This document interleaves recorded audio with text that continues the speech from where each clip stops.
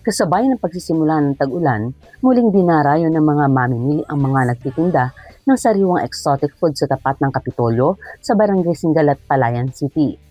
Ayon kay Florencia Ignacio, araw-araw mula alas 9 ng umaga hanggang alas 5 ng hapon siyang nagbebenta ng palakang bukid, bulig, igat at hito sa abot-kayang presyo.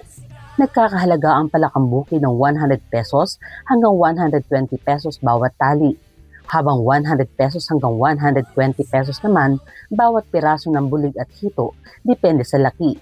Samantala nasa 280 pesos hanggang 300 pesos kada kilo ang presyo ng igat. Si Sherwin Gonzalez na mula pa sa Talavera ay dumadayo pa sa lungsod ng Palayan upang makabili ng sariwang bulig. Aniya, masarap gawin na luto dito ang paksiw na may gata, pinangat at sinampalukan. Dahil mas madaling makahuli ng mga lamang tubig sa panahon ng tag-ulan, inaasahang mananatiling mataas ang supply at demand ng mga ito sa mga susunod na araw.